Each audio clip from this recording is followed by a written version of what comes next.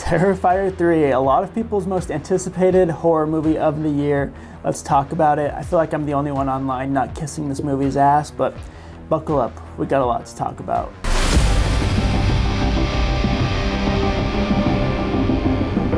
Welcome back to the Nonstop Horror YouTube channel. My name is Cameron. I've been watching horror films for over 20 years now, and I don't think I've seen anything quite like Terrifier and Art the Clown and the new wave of this horror icon that has come through. However, I kind of have a love-hate relationship with this franchise. Today we're talking about Terrifier 3. It's the third film in the trilogy so far. In case you don't know, Terrifier is known for being a gore fest. Art the Clown is like a new horror icon. He's vicious, he doesn't speak.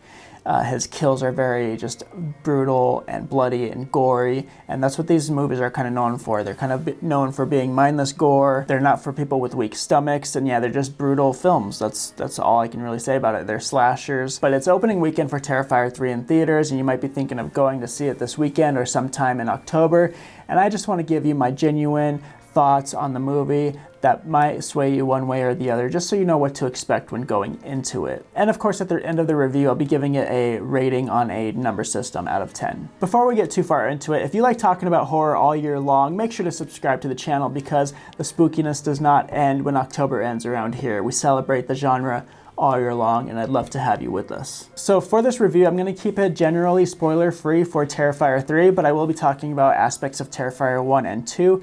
Not sure why you would watch this review without knowing or watching those first two movies, but just wanted to put that disclaimer out there. Now, this is a rare case where I kind of judged a franchise before really getting into it. I initially just thought that it was really annoying how much people were talking about Terrifier and how great it was, and just, you know, it's so gory, you gotta see this. Some of the best horror films in recent memory, and it's just kind of like, felt like all talk and hype at first, but let me tell you, I have seen 1 and 2, and when I first watched them, I wasn't the biggest fan, although the kills are very gruesome and brutal, so if you're looking for gore, that's where you should go. But I didn't really feel like they held much substance, and I just didn't enjoy them. I wouldn't consider them rewatchable. But recently I watched 1 and 2 again, and I gotta say, as I was going through 1 and 2, I was like, okay, yeah, I'm on board. These are fun, they're brutal, they're gory, they're just a lot of fun. If you can stomach it, definitely these are for gore hounds. It's torture porn, and if you don't have the stomach for that, then stay away from these films, but it is very gory. And going through 1 and 2, I was just reminded how much of Art the Clown's antics just kind of offset that brutality. His physical comedy is just on another level, and it just helps define his character and add to the importance of this new horror icon. However, I will say that watching all 3 in a row like this is a bit much. I feel like by the time you get to the third film, his antics are just kind of repetitive and really annoying. They get a laugh out of me in the first 2 films, but then going into the third one, I'm like, okay, we get it, you're edgy and funny and goofy, let's just add some variety to it. Art the Clown does have an interaction with Santa Claus in this movie, which is my favorite part of the movie, I think, because it just adds some variety to the way he interacts with humans and just kind of adding to the kind of person, entity, being he is. So that was a really fun part. And the beginning of that scene was released as a teaser a week or 2 ago, I think. But just watching that little tidbit had me pretty excited for that part in the movie. Terrifier 2 was a surprising success commercially. It only had a budget of $250,000, and it made $15 million in the box office, I think. This time around with Terrifier 3, there's a budget of $2 million, so you can expect the production value to be shot up. I wouldn't say that it provides a noticeable shift in anything, that the budget is so much higher, but it is nice seeing filmmakers get the money that they deserve to make the art that they desire. Of course, Art the Clown is nothing without its actor, David Howard Thornton, so shout out to him. You're gonna see him get a lot of praise and all the marketing for this. Speaking of the marketing, there's been a lot of talks about people fainting in the theater and people puking and all this, and so many warnings for this film, right? And I just think that it's overhyped marketing and that there's not really much substance to it. I know that there's some rumors online saying that in one showing in particular, a lot of the viewers of the screening weren't horror fans and didn't know what they were getting into. So if that's the case, that's pretty scammy marketing and just not fair or nice to those people who had to sit through that and leave. If that's the case, I haven't seen it get debunked or confirmed at all, but just that's something that I've seen online. But if that's the case, that's really not the type of marketing that I'm on board for. And also overall, I don't think this film is much worse than Terrifier 2, if at all. Like the bedroom scene in Terrifier 2, like how can you beat that? I don't really think you can.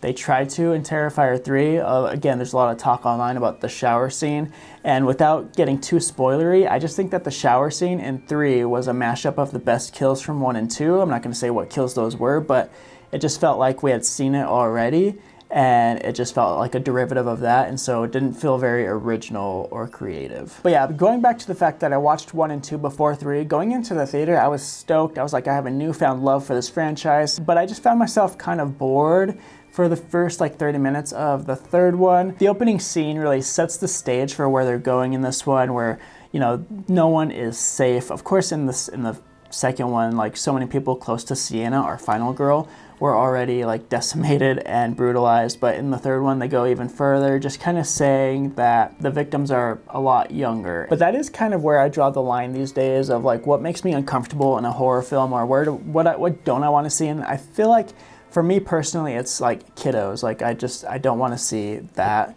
really, and the opening scene is pretty intense and involves that. There's another scene later on that's been teased in the trailer and stuff that happens. Yeah, going into that, if you need a trigger warning for like a younger demographic being tortured and killed, this is me giving that to you. I just don't like when it's like long and drawn out, which is like what the first opening scene is. It just felt like it was taking forever to get to the point and just felt really boring for me. At the end of Terrifier 2, we're left with a lot of questions involving why is Art the Clown being resurrected? How is he being resurrected? This entity that appears to be in Vicky's body now, what is their deal? And, you know, that entity gives birth to Art the Clown's head now, and what's going to happen with that.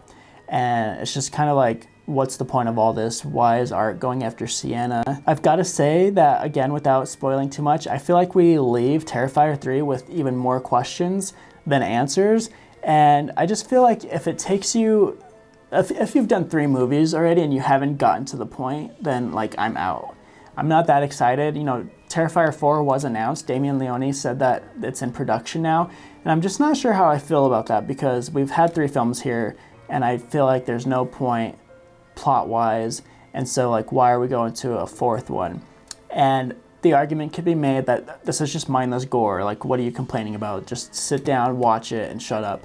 But if you're gonna include this supernatural backstory of like what makes Art the Clown, and why this is all happening, you've got to answer that question, or else like why introduce it in the first place? So yeah, that's just how I feel in regards to like the lore and stuff.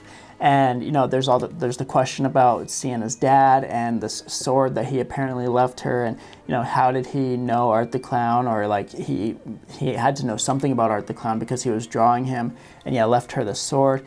And we get little tidbits of that storyline, but I don't know if I'd say that any questions were answered again. So plot-wise, that's where we're at, and acting-wise, like, Sienna is great, her brother's great, Jonathan is his name in the film. They're great, but everyone else, they annoyed the shit out of me. Some of the dialogue was just like, it kind of rides the line of cheesy horror movie and cheesy Christmas movie, and like cheesy Hallmark Christmas movie at times. And like, I'm not into those movies, and so when you cross that line over into this horror film, it's like, it just kind of got under my skin, and I didn't like a lot of the dialogue. But again, that could just be a personal preference. There are a lot of great actors in this movie. It's a lot of like the type of actor where you would know the face but not the name. I'll maybe flash a couple of them on the screen now. There's a character towards the beginning of the film that he's much older now, but I could tell that I was like, is that the guy that played Bobby in Scary Movie? And it did end up being him, so it was nice seeing like a little cameo like that in here. But acting-wise, you're gonna hear everyone say that the actress that plays Sienna, her brother Jonathan, and then of course Art the Clown and Vicky, like they are pretty fantastic in this film. As far as the look of the film, I feel like I heard someone online say that they were going back to the style of the first one rather than the second one, but I feel like stylistically this looks closer to the second one than the first one. Although apparently differently this time around, Leone chose to shoot the film using Panavision anamorphic lenses, with the intention of making the film look like a vintage John Carpenter movie. I love the look of this film. It's really great. It's beautiful. Love the colors and the tones, and so there's nothing to really complain about there. I was watching Spooky Astronaut's review here on YouTube on the movie, and she said that it felt like there was a scene cut from the middle of the movie and tacked on at the end, and I don't really know what she's getting at. I did feel like there was a bit of a jump in the middle of the movie where you're kind of like, wait, what just happened? What did Sienna just do? And so I was like, oh, maybe this is the moment that Emma was talking about. But then like at the end, like it doesn't feel like that got resolved at the end. So I'm not really sure what scene she's talking about. If you've seen her review, you might be able to add some insight here as well. But I didn't quite know what she was talking about there. Although there is a part in the middle of the movie where I'm like, wait, what just happened? I feel like we're missing a scene here, but it doesn't get resolved at the end. I'm being repetitive now. Let's talk a little bit more about the kills in this film. Like I said, the shower scene is getting a lot of buzz online, but I felt like it was a little overhyped. Kind of like the yoga kill in A Violent Nature. The shower scene felt like the most like tame, honestly, of the film, or at least the least creative. There are a lot of great kills, and they do get creative with some of them. It's not just Art hacking at someone, although some of them do feel like it's the same kill just done to a different person. But I do think there were a couple of kills in this one that would impress any gore lover. And there's all this talk about how far they can stretch the envelope with a movie that's as mainstream as this, and I do think they push the boundaries as far as like what you can show to a mainstream audience. Again, I'm not sure why anyone would see 3 without seeing 1 and 2, so like you should know what to expect going into 3. But I feel bad for anyone who's going into this as their first Terrifier film. And again, I just feel like we didn't move the needle much plot-wise in this film. I feel like we're almost right back at step 1. So yeah, it's just another movie with a bunch of mindless gore, maybe like with no point at all. But yeah, and I don't want to get too specific as far as like what questions I still have, because I feel like that would be a spoiler, but there are just still so many questions that I have. And so with the fact that Terrifier 3 didn't resolve those questions, I don't think it's better than 2. I'd still put 2 at the top. It might have a fighting chance to be better than 1, but I'm still digesting and trying to make that decision. One other thing that I wanted to discuss about this movie was the fact that Ice Nine Kills made a song inspired by Art the Clown and the Terrifier series. If you don't know, Ice Nine Kills, their past 2 records have been filled with songs that are inspired by horror films, and it's just amazing. They are metalcore, so it's like heavier music, obviously, which only makes sense for a horror-themed band. But they made a song about Art the Clown, and it came with a music video that is amazing. I'll try and link that, but if you haven't watched it, you should definitely go watch that. It just adds to the experience of Terrifier 3. It's not like connected story-wise or plot-wise to Terrifier 3, but it's still a great watch. It's like its own little short film if you watch the full version. So that's really great. The song is catchy and amazing. And yeah, the music video does feature David Howard Thornton as Art the Clown, and it's just amazing. I just listened to it this morning and watched it, and yeah, it just adds to the experience. It was amazing. I'm also a diehard Ice Nine Kills fan, so I might be a little biased. Okay, so we're nearing the end of the review. After everything I've said, what would I rate it? On a scale of 1 to 10, I think I would rate it a 6 out of 10. That's where I'm putting it right now.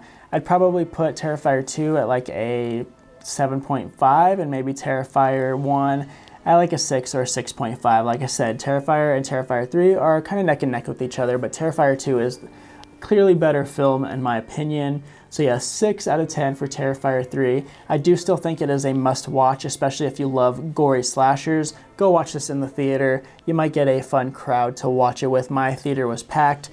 Didn't see anyone faint or throw up, so there's that. So yeah, this was a pretty fun theater experience. Maybe avoid ordering like regular food during the movie, because that might be a bit much. Definitely worth watching this spooky season. I feel like it's the perfect horror movie to watch, as long as you can stomach the gore.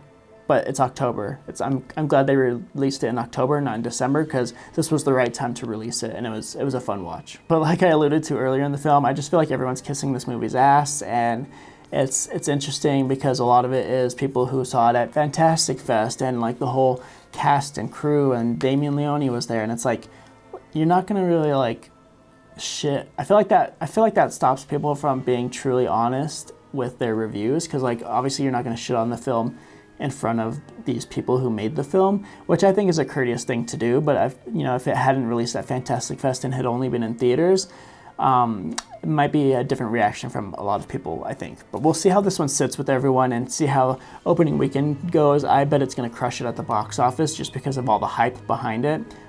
Whether that's ethical marketing or not is, beside the point, I guess. But those are my thoughts on Terrifier 3. Have you seen it? Are you going to go see it? Let me know what you thought down in the comments. Try and avoid spoilers, of course. But yeah, this was one of the most anticipated horror movies of the year. And is Terrifier 3 gonna be on my top 10 horror movies of the year list? I don't really know at this point. If you haven't watched my video where I talk about my top 10 of the year so far, that's a really interesting video. Go watch that.